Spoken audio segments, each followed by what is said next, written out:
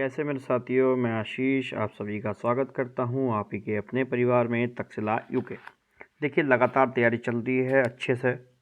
Current affair की classes आ रही हैं और प्रैक्टिस सेट आपके लिए बहुत ज़्यादा महत्वपूर्ण होंगे, तो आप इन्हें भी ज़रूर देखिए और अपने आप को आंकिए कि आप कहाँ पर हैं। चलिए शुरू करते हैं पहले सवाल से। पहला सवाल है कि गढ़वाल भ्रातु मंडल की स्थापना किसने की थी। देखिए, यहीं से इस पेपर में भी, पुलिस के पेपर में भी सवाल आया था।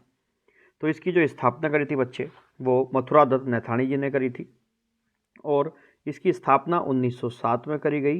कब करी गई? 1907 में करी गई।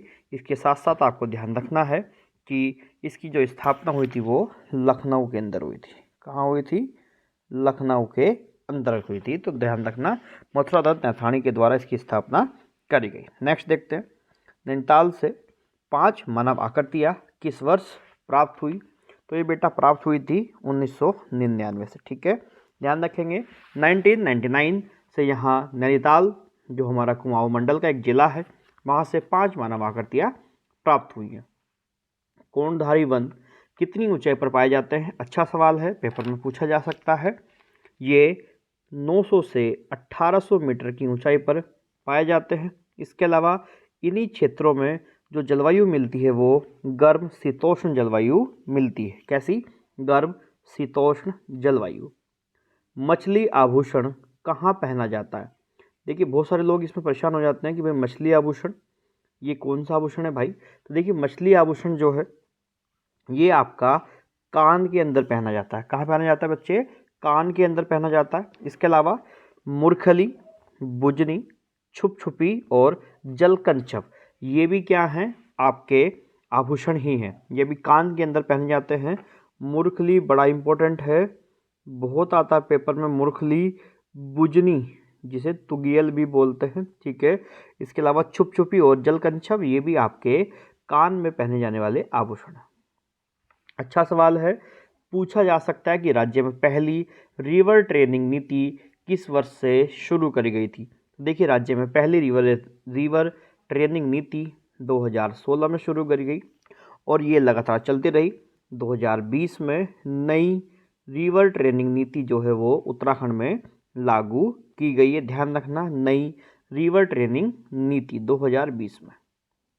दीक्षित आयोग ने राजधानी गठन को लेकर अपनी रिपोर्ट कब पेश करी? देखिए, दीक्षित आयोग की जब मैं बात करता हूं तो अधिकतर लोग केवल दीक्षित आयोग जानते हैं, इनका पूरा नाम नहीं जानते। देखिए, इनका पूरा नाम बेटा वीरेंद्र दीक्षित है। क्या नाम है? वीरेंद्र दीक्षित। और ये आयोग राजधानी गठन के लिए स्थायी राजधानी कहाँ होगी? 2001 में बनाया गया, बाद में इसे निष्कासित कर दिया गया और 2002 में फिर से बनाया गया। ठीक है, इन्होंने जो अपनी रिपोर्ट थी वो दी थी अगस्त 2008 के अंदर। ठीक है, ध्यान रखेंगे, अगस्त 2000 में रिपोर्ट दी। इसके अलावा देखिए, इनके कार्यकाल को या दीक्षित आयोग के कार्यकाल को 11 बार बढ़ाया गया था। तो ये ध्यान रखना, कितनी बार बढ़ाया गया था? 11 बार बढ़ाया गया था। इसके अलावा आपको ये ध्यान रखना है कि ये केवल एक सदस्यीय आयोग था, केवल वीरेंद्र दीक्षित इसके अंदर थे और इन्होंने सबसे सटीक या सबसे सही जो राजधानी के रूप में चुना वो देहरादून को चुना, गैरसैंण को इन्होंने खारिज कर दिया था। किस जनपद में ऊसर भूमि सर्वाधिक है? देखिए, सबसे पहली बात, ऊसर भूमि किसे बोलते हैं बेटा? जो बंजर भूमि होती है वही हमारी क्या कहलाती है? ऊसर भूमि कहलाती है। देखिए, सबसे ज़्यादा पूछी गई है तो सबसे ज़्यादा ऊसर भूमि हमारी मिलेगी चमोली के अंदर। कहाँ? चमोली के अंदर। और सबसे कम जो ऊसर भूमि है बच्चे वो नैनीताल में। ठीक है, सबसे कम नैनीताल में और सबसे ज़्यादा चमोली में। हिमालय म्यूजियम कहाँ स्थित है? देखिए, ये सवाल थोड़ा सा अधूरा है। अगर मैं हिमालय म्यूजियम कहता हूँ तो बच्चे ये नैनीताल के अंदर है। ठीक है, कुमाऊं विश्वविद्यालय के अंदर नैनीताल जो मैं जहाँ है ये उसके अंदर है। लेकिन अगर मैं हिमालय संस्कृति संग्रहालय कहता हूँ या हिमालय संस्कृति म्यूजियम कहता हूँ तो इसका आंसर क्या हो जाएगा बच्चा? वो ऋषिकेश हो जाएगा। तो आप ध्यान रखेंगे इस बात को। अलकनंदा से पानी पंप कराने की जो योजना है वो किस वर्ष पास की गई? तो बेटा ये 1976 में ये योजना पास की गई थी। ध्यान रखेंगे। इसके अलावा राष्ट्रीय बाढ़ आयोग ये भी कब बना? ये भी 1976 में ही बना था। ठीक है, अच्छा सवाल है। इसके अलावा हीरामणि और हरिकृष्ण किस आंदोलन से संबंधित है? बेटा ये देघाट आंदोलन से संबंधित है। कौन से? देघाट आंदोलन। देघाट आंदोलन कब हुआ था? ये 18 अगस्त 1942 को हुआ था, जहां गोली चलाई गई थी दो लोगों के ऊपर, जो हरिमणि बडोला और हरिकृष्ण उप्रेती इनका पूरा नाम है। और ये दोनों यहाँ आंदोलन में शहीद हो गए थे। गोली चलाने के आदेश रानीखेत के जो उस समय के एसडीएम जॉनसन महोदय थे उन्होंने दिए थे। ठीक है। गढ़फक किसका प्राचीन नाम है बेटा? तो गढ़फक जो है वो पिरान कलियर का क्या है? प्राचीन नाम है। ठीक है। पिरान कलियर का प्राचीन नाम क्या है? गढ़फक है। वो पिरान कलियर किस जिले में पड़ता बेटा? तो ये हरिद्वार जिले में पड़ता। इसके अलावा यहाँ पे किसकी मज़ार है? अलाउद्दीन अली अहमद साबिर की मज़ार है। तो अलाउद्दीन अली अहमद साबिर, अलाउद्दीन अली अहमद साबिर की मज़ार यहाँ देखने को मिलेगी। देखिए अगला सवाल बड़ा अच्छा है। 2 कूड़ी कितने के बराबर होगी? देखिए मैं क्लास में आपको कई बार बताया है कि 1 कूड़ी 2 शेर के बराबर होती है। तो 2 कूड़ी 4 शेर के बराबर हो जाएंगी। ठीक है। 2 कूड़ी 4 शेर के बराबर हो जाएंगी। देहरादून के नीट गांव के पास किसकी पेटियां मौजूद हैं? देखिए नीट गांव के पास बेटा खड़िया की पेटियां हैं। किसकी? खड़िया की, जिसे चाक भी बोलते हैं। जिसे क्या बोलते हैं? चाक भी कहते हैं। इसके अलावा देहरादून में आपको देखने को जो मिलेंगी वो चूना पत्थर मिल जाएगा, और बहुत इंपॉर्टेंट बेटा बेराइट्स, पेपर में बनता है कई बार, बेराइट्स और जिप्सम, ये भी आपको देखने को मिल जाएगा देहरादून के अंदर। किस जिले में अंगोरा बकरी प्रजनन प्रक्षेत्र स्थित नहीं है? देखिए चमोली के अंदर ये स्थित है, चंपावत में है, टिहरी में है, ये पिथौरागढ़ के अंदर नहीं है। तो इसका सही आंसर क्या हो जाएगा? पिथौरागढ़ हो जाएगा। इसके अलावा नेक्स्ट देखिए, निम्न में से कौन सा उत्तराखंड में स्थित पर्यटन सूचना केंद्र है? देखो पछवातून में पर्यटन केंद्र है, अटाल में है, त्यूनी में है। तो इसका सही आंसर क्या होना चाहिए? उपयुक्त सभी होना चाहिए, उपरोक्त सभी। और देखिए अधिकतर केसेस में क्या होंगे? उपरोक्त सभी सही आंसर हो जाता है। तो ध्यान रखेंगे आप लोग, उपरोक्त सभी। नेक्स्ट बेटा इसमें जो है वो क्या है कि निम्न में से सर्वाधिक ऊंचा पर्वत कौन सा है? तो बच्चे ये गंधमार्दन जो है ये सबसे ऊंचा पर्वत है। ये पवन द्वीप में पड़ता है, ध्यान रखना। पवन द्वीप, और पवन द्वीप भारत और श्रीलंका के बीच में है। देखिए यहाँ का सवाल उत्तराखंड का सवाल नहीं है ये, तो आप ध्यान रखेंगे पवन द्वीप। ठीक है। और पवन द्वीप की सबसे ऊंचा जो पर्वत है, सबसे ऊंची चोटी जो है वो गंधमार्दन ही है, जो भारत श्रीलंका के बीच में पड़ती है। तो ध्यान रखेंगे। राज्य में औसत वार्षिक वर्षा किस स्थान में सबसे कम होती है? देखिए औसत वार्षिक वर्षा, ये सवाल में थोड़ी सी गड़बड़ है, बस आप इतना समझ लीजिए यहाँ पे कि सबसे ज़्यादा वर्षा होने वाला स्थान वो नरेंद्र नगर है, वो लगभग 318 सेंटीमीटर के आसपास वर्षा इसमें होती है। बस इतना समझ लीजिए, सवाल में थोड़ी सी क्या है, गड़बड़ हो गई है। ठीक है। चलिए, राज्य में सर्वाधिक तीव्रता का भूकंप किस वर्ष आया था? तो बेटा ये भूकंप आया था आपका 1803 में, सितंबर में आया था ये। ध्यान रखेंगे सितंबर 1803 में भूकंप आया था। ठीक। इसके अलावा आपको जो यहाँ से ध्यान रखना है वो ये ध्यान रखना है कि ये कितनी तीव्रता का भूकंप था? ये 7.8 तीव्रता का भूकंप था। इसके अलावा गढ़वाल वाले क्षेत्र में था, और गढ़वाल में उत्तरकाशी जो इसका सबसे ज़्यादा प्रभावित क्षेत्र रहा था। तो आप ध्यान रखेंगे उत्तरकाशी 1803। विष्णुगंगा या धौलीगंगा का उद्गम कहाँ से होता है? देखिए विष्णुगंगा या धौलीगंगा का उद्गम बेटा वो देवबन हिमानी से होता है। कहाँ से होता है? देवबन हिमानी से।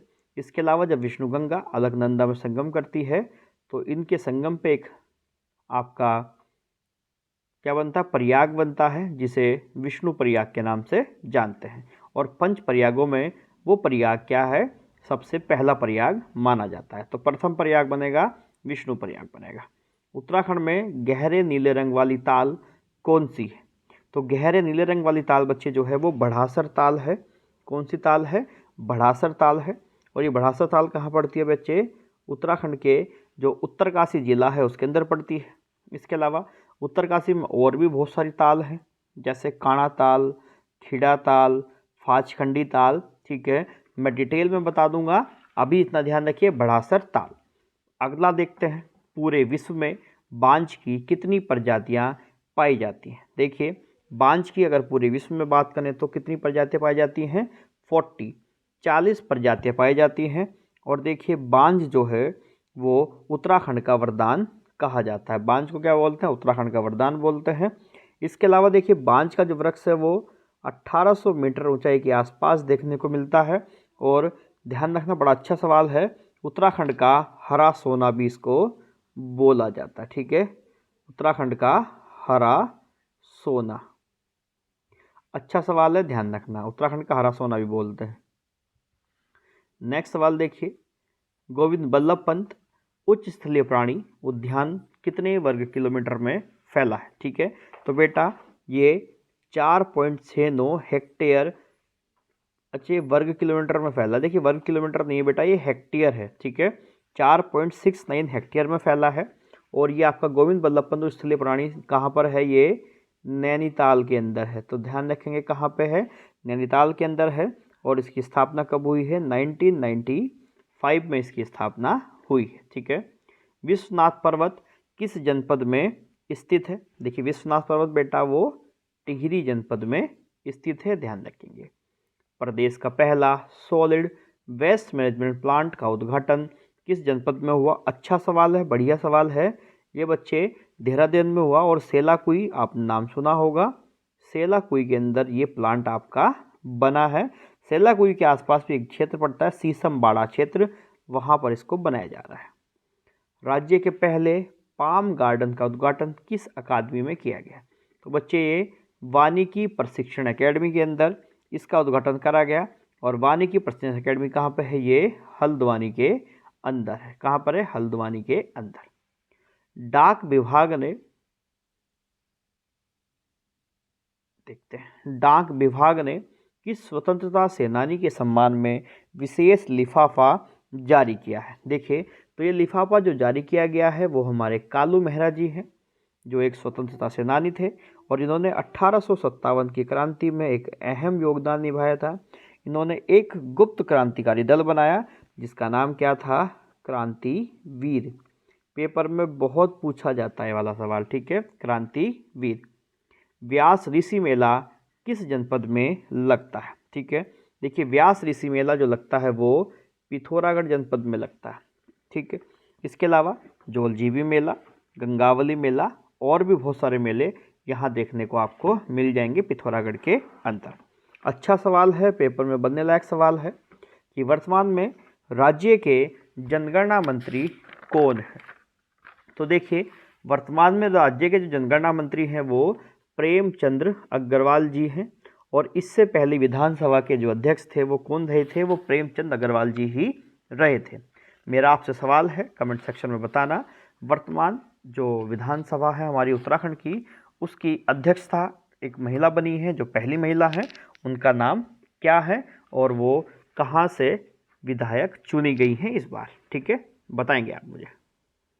वर्ष 2021 में किस धाम में सर्वाधिक पर्यटक आए थे। तो बेटा हमारा जो केदारनाथ धाम है, भगवान शिव का धाम, उसमें सबसे ज़्यादा पर्यटक आए। और यहाँ पर भगवान शिव के प्रसिद्ध भाग की या क्या करी जाती है, पूजा की जाती है, ध्यान रखेंगे। ठीक है, पंच केदार का हिस्सा है और हमारा धाम भी है। नीति आयोग ने SDG sustainable development goal index में देहरादून को क्या स्थान दिया है। तो देखिए नीति आयोग ने ये स्थान क्या दिया है, 35वां स्थान देहरादून को दिया है। इसके अलावा नीति आयोग ने आर्थिक एवं पिछड़े वर्ग के सर्वेक्षण में जो हरिद्वार है वो सबसे अक्षांशीय जिला घोषित किया है, जो भी पुलिस के पेपर में सवाल बना भी था। उत्तराखंड के किस उद्यान में सर्वाधिक हाथी हैं। तो देखिए उत्तराखंड के कॉर्बेट पार्क के अंदर सर्वाधिक हाथी देखने को मिलेंगे। और कॉर्बेट पार्क की स्थापना 1936 में हुई थी। और देखिए आप डिटेल में से जान लेंगे, मैं डिटेल में इसको पढ़ा दूंगा। लखवाड़ परियोजना से कितने राज्य को फायदा होगा। देखिए लखवाड़ परियोजना जो है, इससे जो फायदा होगा वो 6 राज्यों को होगा, ध्यान रखेंगे। और लखवाड़ परियोजना अभी 1976 में इसकी शुरुआत हुई, 92 तक इसमें काम चला, उसे रोका गया और अभी हाल फिलहाल में से मंजूरी मिली है, फिर से इस पर काम शुरू होने वाला है। इसके अलावा देखिए ये 300 मेगावाट की एक योजना है और देहरादून के अंदर ये बननी है यमुना नदी पे। तो ध्यान रखना, बढ़िया सवाल बन जाएगा। ठीक, जॉर्ज एवरेस्ट हाउस बेटे वो कहाँ पर है? वो मसूरी के अंदर है बच्चा। ठीक है, उत्तराखंड की सबसे सफल फिल्म कौन सी है? आप सभी जानते हैं वो कौन सी है। घर जवे जो है वो उत्तराखंड की सबसे सफल फिल्म है। और घर जवे किस भाषा में बनी है बच्चे? वो गढ़वाली भाषा की फिल्म है और उत्तराखंड की शोले भी से कहा जाता है। ठीक है, उत्तराखंड की शोले भी बोलते हैं। और ये फिल्म बनी थी 1985-86 के आसपास के समय में। टिपिन टॉप पर्यटन स्थल किस जनपद में स्थित है? तो बच्चा ये लैंसडाउन में स्थित है टिपिन टॉप। बढ़िया सवाल है, कई बार इसमें फंसते हैं, पूछा जाता है सवाल पेपर के अंदर। कत्यूरी मानसरोवर पत्रिका किसके द्वारा प्रकाशित की गई थी? तो ये बलवंत मनराल जो हैं इनके द्वारा इसे प्रकाशित किया गया था, कत्यूरी मानसरोवर पत्रिका को। मेहरा व फर्तियाल किस चंद शासक के मंत्री थे? मेहरा व फर्तियाल ये जो सोमचंद जी थे, चंद शासक के संस्थापक महोदय, उनके मंत्री थे। मेहरा व फर्तियाल सोमचंद जी के मंत्री थे। टिहरी रियासत के विलय पत्र पर सर्वप्रथम हस्ताक्षर किसने किए थे? देखिए, ये सर्वप्रथम हस्ताक्षर जो करे गए थे वो सच्चिदानंद पैन्यूली जी के द्वारा किए गए थे। और ये ऑप्शन में नहीं है, इसलिए इसका आंसर क्या हो जाएगा? इनमें से कोई नहीं। याद रखना, सच्चिदानंद पैन्यूली। पवार वंश के 55वें शासक कौन थे? देखिए, ये थे हमारे सुदर्शन शाह महोदय। ठीक, 55वें शासक हैं, तो ध्यान रख लेंगे आप लोग। टिहरी रियासत की शुरुआत करने वाले हैं। जयकरत शाह और प्रद्युम्न शाह के मध्य कौन सा युद्ध हुआ था? तो बेटा ये कपरौली का युद्ध हुआ था जयकरत शाह और प्रद्युम्न शाह के बीच। ठीक है, तो आज की क्लास इसमें इतनी ही है।